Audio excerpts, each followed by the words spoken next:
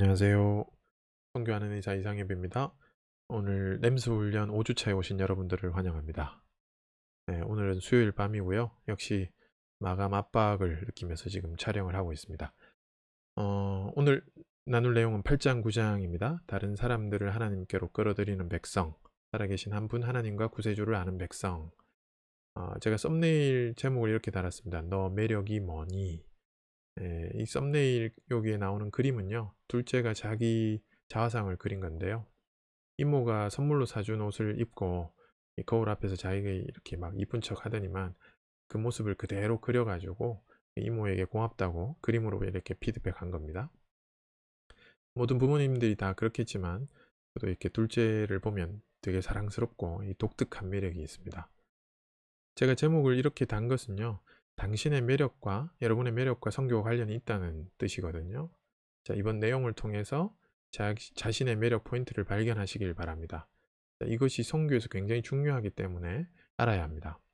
매력 포인트를 성교적으로 쓰시기를 원하십니다. 그 매력 포인트와 성교, 이게 어떻게 연결되는지 살펴보기 전에 먼저 이 성교에 대해서 그동안 배운 것을 짧게 한번 보도록 하겠습니다. 이 성교를 저희가 지금 여러 가지 이미지로 정의하고 배워가고 있죠. 성교를 하나님의 일로 정의하고 또 2장에서 하나님이 하시는 일을 이렇게 내러티브 관점에서 배웠습니다. 그리고 그 내러티브가 창조에서 새 창조에 이르는 하나님 나라를 향해 가는 내러티브라고 배웠고요. 그 내러티브에서 살아계신 그 하나님, 삼위일체 하나님은 성교하시는 하나님이시다라는 것을 배웠습니다. 그 예수님께서 아버지께서 일하시니 나도 일한다고 말씀하신 것처럼 그렇다면 우리도 그 일을 해야 한다는 결론에 이르게 되죠. 그래서 성교는 하나님의 백성, 우리의 일이기도 합니다.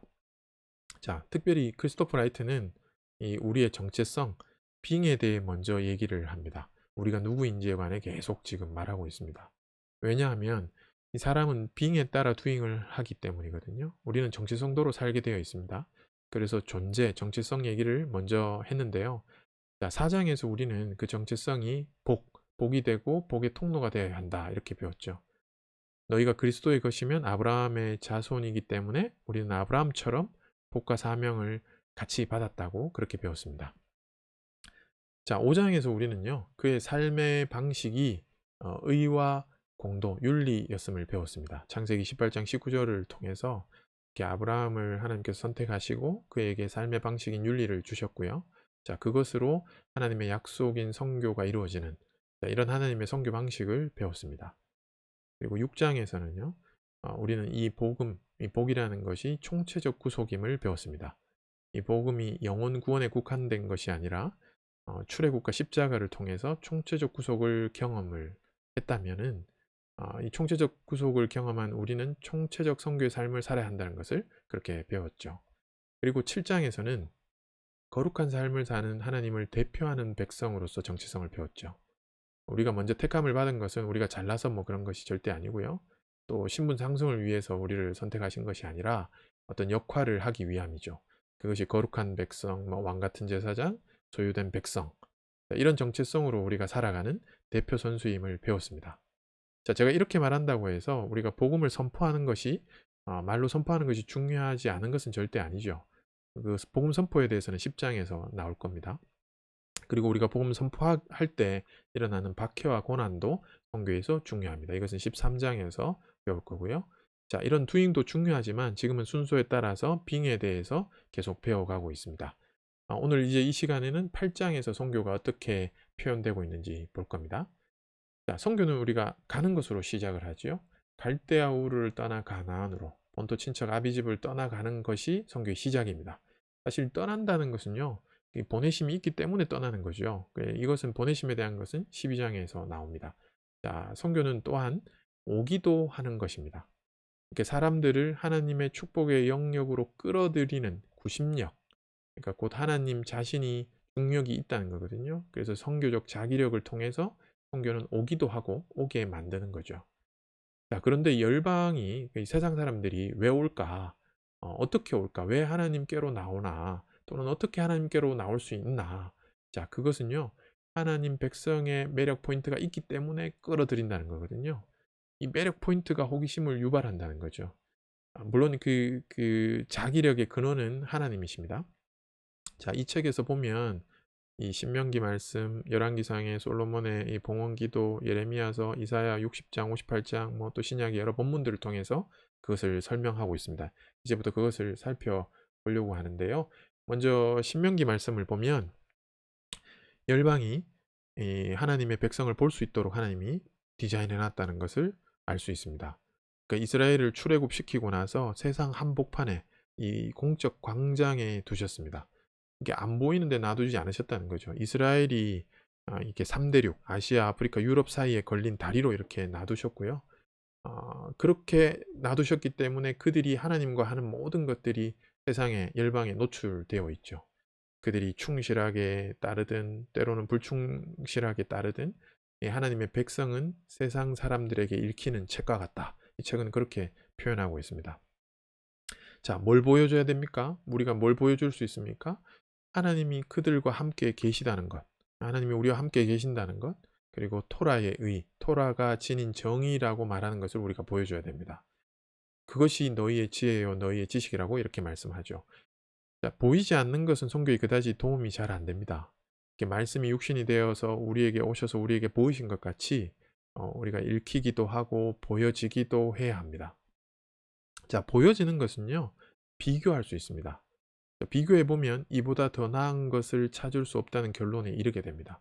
과연 지혜와 지식이 있는 백성이로다 할 수밖에 없다는 거죠. 그러니까 율법이 세상의 어떤 것보다 훨씬 더 지혜와 정의 면에서 더 우월하다 이렇게 말할 수 있습니다.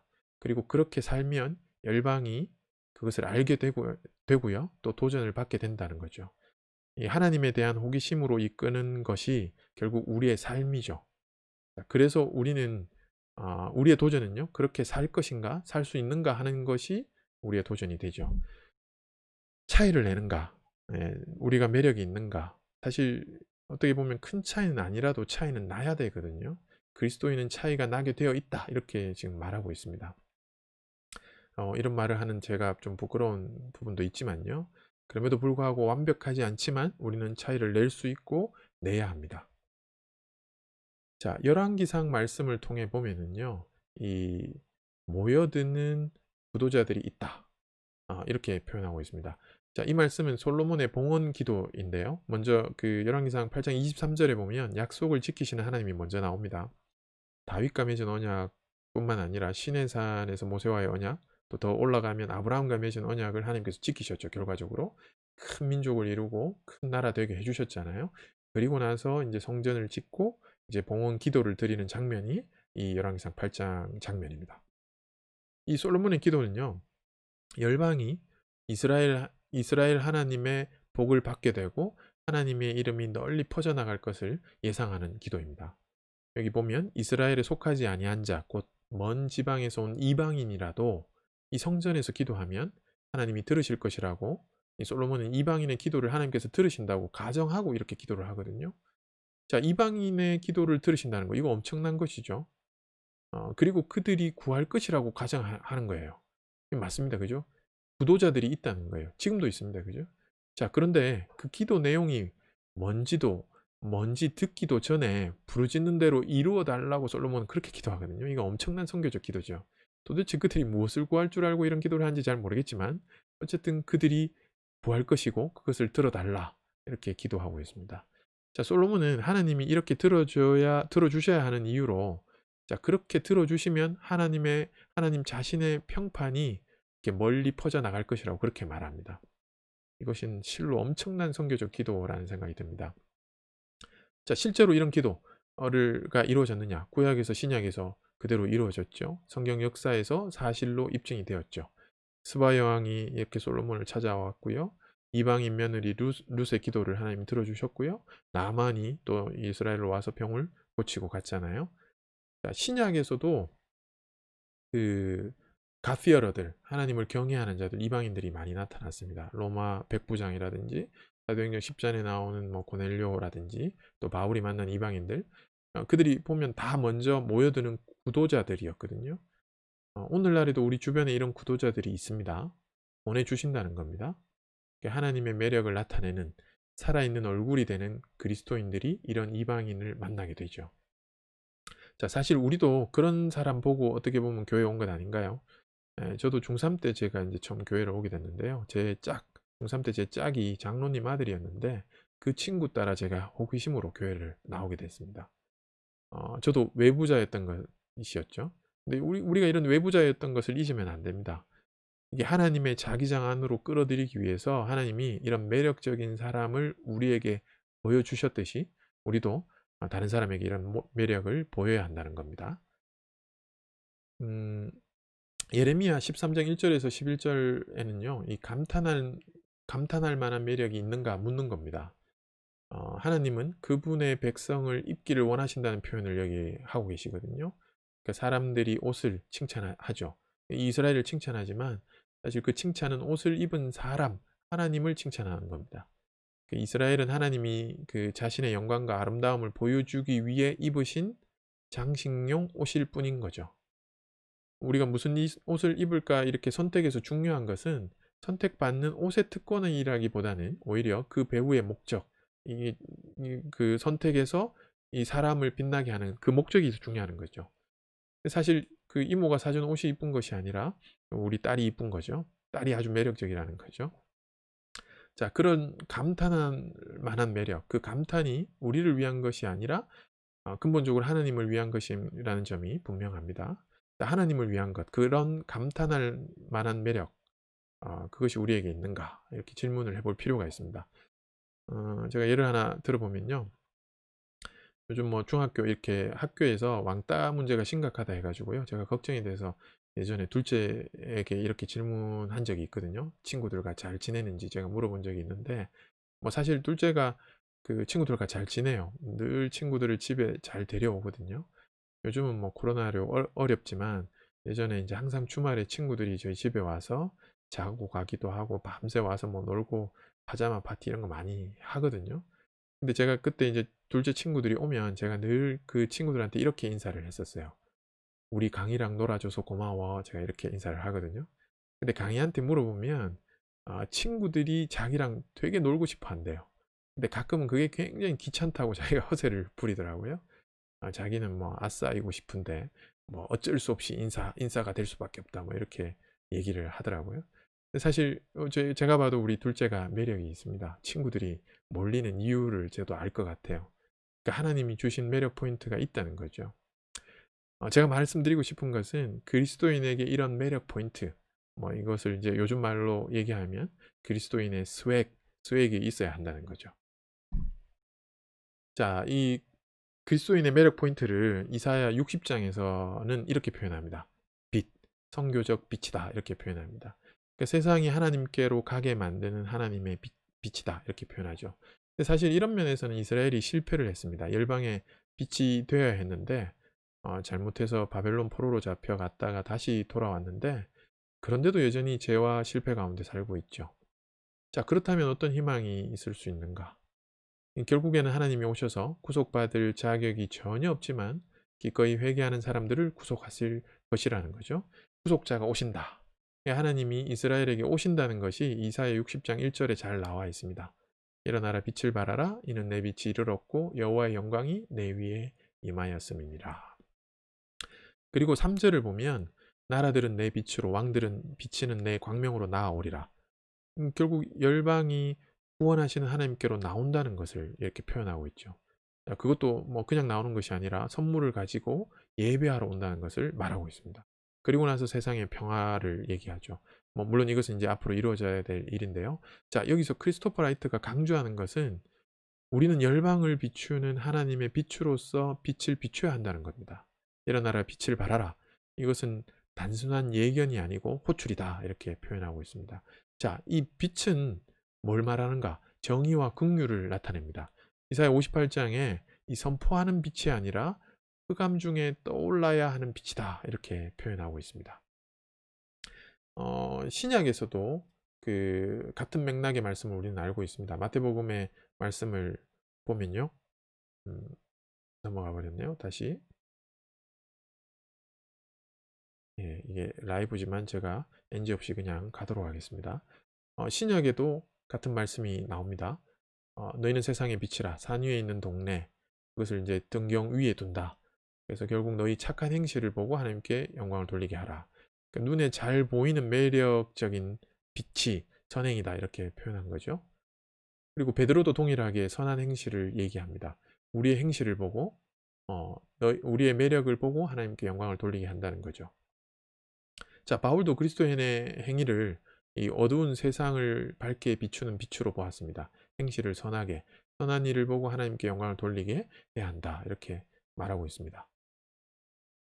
자, 사도행전의 그 교회는요, 사도행전의 교회를 보면 분명히 박해받는 교회였잖아요. 아주 소수였고, 근데 그들의 매력적인 삶이 그 당시 수많은 사람들에게 전해졌고요. 결국 수많은 사람들이 교회에 가입하도록 했습니다.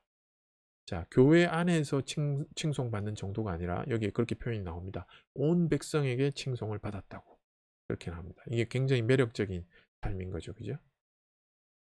자, 이제 8장을 정리해 보겠습니다. 선교는 매력이 있습니다. 예, 그 매력을 통해서 열방이 구도자들이 옵니다. 이것이 이제 구심적 선교고요.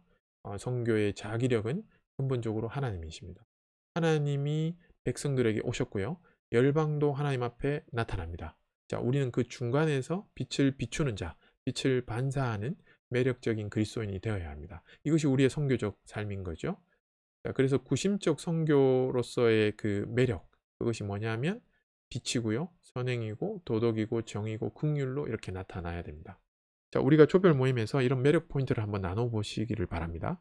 제가 나눠보자라고 말하는 그 말의 의미는요.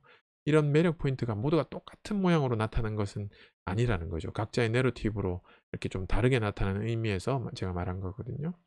자신의 내러티브에서 이런 선교적 빛이 어떻게 나타나고 있는지, 또는 각자의 주변에서 어떤 구도자들이 있는지, 어떤 구도자를 하나님께서 보내셨는지, 이런 것을 나누어 보면 좋을 것 같습니다.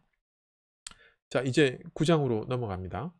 9장의 제목은요, 살아계신 한 분 하나님과 구세주를 아는 백성입니다. 자, 제목을 보면 아니 이거 모르는 사람 있나 하는 생각이 들 수 있습니다. 다 아는 거 아니에요? 살아계신 한 분 하나님과 구세주 다 알잖아요. 이렇게 표현할 수 있는데요. 근데 또 이렇게 질문할 수 있습니다. 하나님을 아는 것과 하나님 백성의 선교가 무슨 상관이 있나? 그죠? 하나님을 안다는 것은 왜 백성의 선교와 관련이 되는가? 언뜻 보면 이게 무슨 상관이 있냐 싶죠. 근데 이게 이렇게 상관이 없게 느껴지는 것은요, 우리 기독교 신앙이 아주 사유화되고 개인화되어서 그런 겁니다. 그래서 이 상관성을 인식하지 못하는 건데요. 자, 하나님을 아는 것을 사적 영역, 개인의 영역에 가두어 놓으면요, 하나님을 알고 모르는 것은 자기 문제, 개인의 문제가 된다라는 거죠. 그게 이제 사유화된 거거든요. 근데 이 성경은요, 공동체 전체가 하나님을 알아야 된다는 것, 이것이 굉장히 중요한 그 사회적 의제라고 얘기하거든요. 그러니까 형식적인 국가 종교가 아니라 이것이 포괄적인 사회 의제였다. 크리스토퍼 이 이렇게 표현하고 있습니다. 그러니까 무엇보다 하나님을 아는 것은 하나의 책임이 있다. 이렇게 얘기하는 거죠. 그것이 하나의 의제이고 하나의 사명을 만들어낸다. 자, 하나의 사명이 뭐로 나타나야 되는가? 하나님을 아는 것은 하나님을 알리는 대로 이어져야 된다. 그것이 사명인 거죠. 근데 이게 사명이 되려면요, 중요한 것은 먼저 알려지기 원하시는 하나님의 뜻이 있다는 걸 알아야 됩니다. 그러니까 우리가 하나님을 알면, 하나님을 깊이 알면 이런 하나님의 뜻도 알아야 돼요. 하나님은 알려지시기를 원하시는 거거든요. 알려지기 원하지 않는 하나님이 아니시고, 그분은 영광을 굉장히 드러내시기 간절히 원하시는 분입니다. 그래서 그것이 우리의 사명이 되는 거죠. 자, 9장에서는요, 이 사도행전 4장과 신명기 이 두 본문을 통해서 설명을 해 나가고 있습니다. 이 사도행전 4장의 이 성전 미문에 먼저 이 4장 전에 3장에 보면 성전 미문에 걷지 못하는 사람을 베드로가 고치는 사건이 나옵니다. 그리고 거기서 설교를 하고 나서 믿는 사람이 막 5천이나 나오는 이제 그런 상황이 벌어지죠. 근데 이제 대제사장과 서기관들이 도대체 네가 무슨 권세와 누구의 이름으로 이 일을 행하느냐고 이렇게 하는 장면이 이제 4장으로 넘어오는 장면입니다. 자, 그리고 신명기 4장의 배경은요, 가나안 입성 직전에 모압 평지에서 모세의 설교 결론 부분입니다. 이 광야 여정의 역사에 대한 회고 부분인데요.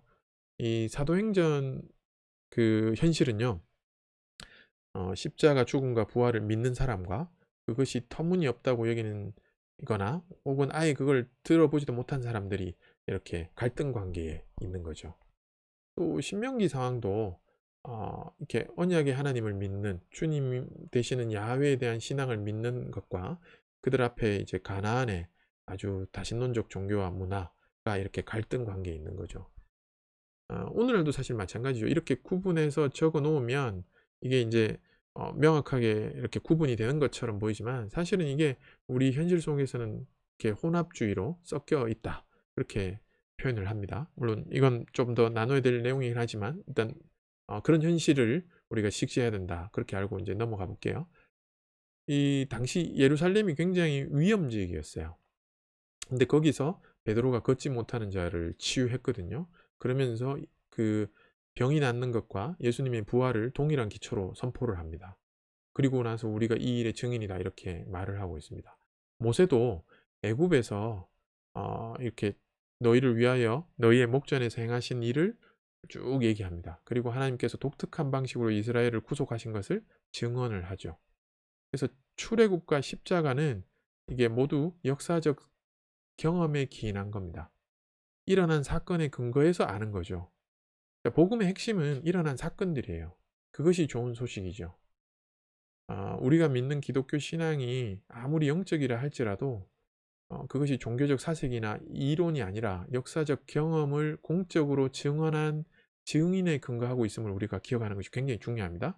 그러니까 복음이라는 것이 그냥 단순히 좋은 생각이나 조언이 아니라 진짜 역사적인 좋은 소식이다. 진짜 역사적 기반, 사실에 기반한 것이다. 라는 것이라는 거죠. 자, 그 다음에 단호한 주장들이 공통적으로 나오는데요. 그 신명기는 다른 신이 없다는 것을 분명히 알려줍니다. 예. 야훼를 하나님으로 알지 못했던 열방 세계에서 이스라엘은 이제 그 본질적인 지식을 위임받은 나라가 되었어요. 그러니까 다른 나라가 알지 못했던 하나님, 유일하신 하나님을 안 거죠. 예. 그래서 지식을 위임받은 나라예요. 이 구약의 유일신론, 이건 뭐 산수, 유일신이냐 다신이냐 뭐 산수 문제가 아니라 정체성의 문제입니다. 유일신이라는 것은 사실은 신약에 보면 귀신도 알았어요. 네. 하나님은 비교할 수 없는 유일하신 분입니다. 주와 같은 분은 없습니다. 하나님이 정말로 누구신지 알아야 됩니다. 야훼 같은 분은 없기 때문에 야훼 같은 분이 유일하시기 때문에 그분을 예배할 것이라고 시편 86편은 말하고 있습니다. 그래서 이 위대한 진리에는 선교적 차원이 담겨 있습니다. 세계 모든 열방을 위한 구원의 유일한 원천과 예배의 유일한 초점이 있다는 거죠. 자, 베드로도 사도행전에서 병자에게 행한 착한 일에 대해서 그, 이 사람이 어떻게 구원받았는지 묻는다면 모든 이스라엘이 이것을 알기를 원한다고 하면서 나사렛 예수 그리스도의 이름으로 이 사람이 건강하게 되었다고 말하면서 이렇게 말합니다. 천하 사람 중에 구원을 받을 만한 다른 이름을 우리에게 주신 일이 없음이라 이렇게 말하죠. 그러니까 베드로도 지금 그 야훼에 대한 구약의 말씀을 예수님에게 그대로 적용하고 있다는 겁니다. 이렇게 단호한 주장과 진리가 우리 이 역사적 기반에서 나오는 겁니다. 나사렛 예수님이 이스라엘의 독특성과 야훼의 유일성을 구현한 분이십니다. 우리는 이것을 알고 또 알리도록 부름을 받았습니다. 이 지식에 충성을 바치도록 우리가 요구를 받았죠. 자, 부인할 수 없는 하나님의 구원 경험을 공유하고 하나님과 예수님에 대한 단호하고 분명한 주장을 받아들인 사람이라면 이제 자연스럽게 야훼께 우리가 하나님께 완전한 충성을 바치게 됩니다. 그리고 이 충성심은 하나님 백성의 선교를 불러일으킨다는 거죠. 자, 유일신론 자체가 선교를 위한 본질적인 근거입니다. 이제 우리는 말하지 않을 수 없고요. 하나님을 사랑하지 않을 수 없습니다. 자, 이제 9장을 제가 정리해 볼게요. 살아계신 한 분 하나님, 구세주. 자, 이것은 아주 단호한 주장, 진리입니다. 이 한 분 하나님과 구세주를 아는 백성이라면 충성하지 않을 수 없습니다. 자, 우리는 보고 들은 것을 말해야 됩니다. 그죠? 베드로와 요한이 대답하여 이르되 하나님 앞에서 너희의 말을 듣는 것이 하나님의 말씀을 듣는 것보다 옳은가 판단하라. 우리는 보고 들은 것을 말하지 않을 수 없느니라. 그리고 또한 우리는 유일한 여호와를 사랑하지 않을 수 없습니다. 여호와를 알고 사랑한다면 그 뜻을 알고 그리고 그리스도의 유일성을 알리려는 그런 사명을 실행해야 됩니다. 이 8장 9장은요. 구심적 선교를 해야 합니다. 차이를 내는 매력이 있어야 하고요. 8장 9장을 제가 정리를 하면 구심적 선교를 우리가 해야 됩니다. 그러기 위해서는 차이 내는 매력이 있어야 하고요. 구도자들이 온다는 것을 구도자들이 있다는 것을 눈치채야 됩니다. 이미 우리 주변에 와 있다는 거죠. 자, 그들에게 우리가 뭘 얘기할 건가? 그들에게 그리스도의 유일성, 여호와의 유일성을 알려줘야 됩니다. 그것이 8, 9장에서 얘기하는 선교적 백성, 선교의 삶을 얘기하는 겁니다. 오늘 내용은 여기까지고요. 정신없이 달려왔네요. 제가 이제 조별 나눔 내용을 말씀드리겠습니다. 4가지 질문인데요. 첫 번째는 당신은 어떤 그리스도인에게 매력을 느끼는가? 그 사람에게 매력을 느끼는 이유는 무엇인가? 우리 자신이 매력적인 그리스도인이 되어 사람들을 주님께로 이끄는 일을 위해 어떤 부분을 더 개발할 수 있는가? 이런 거 한번 나눠보시기 바랍니다. 결국 우리가 이게 핵심 이 포인트를 잘 잡아야 될 것 같습니다. 자, 그 다음 솔로몬 왕이 성전 봉헌식에서 기도했던 내용 중에 특별히 이방인들을 향한 기도는 우리에게 어떤 측면에서 선교적인 도전이 되는가? 또한 이러한 도전은 교회 공동체 혹은 우리의 기도 제목과 사역의 내용이 이방인이라 여겨지는 사람들을 향하여 어떻게 확장되어야 함을 교훈하고 있는가? 네, 이것도 한번 나눠보시기 바랍니다. 또 세 번째는요. 빛은 하나님의 존재와 진리 그리고 선교적 공동체로서의 특징을 나타내는 이미지이다. 주님께서는 산상수훈에서도 주님의 제자 공동체의 정체성이 세상의 빛이라고 말씀하셨다. 이러한 정체성에 걸맞도록 우리가 직장과 삶의 현장에서 지속적으로 순종해야 하는 것들이 무엇인지 그런 것들을 또 한번 나눠보시길 바랍니다. 마지막 질문은 야훼 하나님의 유일성은 다신교 사상으로 이어온 세상에 복음을 전파하는 것에 어떤 중요성을 부여하고 있는가? 여호와 하나님의 유일성이 선교의 동기이며 동력이다라는 말이 우리가 충성해야 할 대상이라는 주제와 어떤 연관성을 갖게 되는가? 우리가 한 분 여호와 하나님께 충성을 바친다는 것과 세계 선교와는 어떤 관계가 있는가? 그것을 또 한번 나눠보시기를 바랍니다. 예, 뭐 정신없이 왔는데요. 예, 여기까지고요. 다음 모임까지 9, 10장을 읽고 8, 9장, 10장, 11장이네요. 10장, 11장을 읽어오시면 됩니다. 자, 그럼 조별 모임 하시고요. 저는 지금까지 선교하는 의사 이상엽이었습니다. 감사합니다.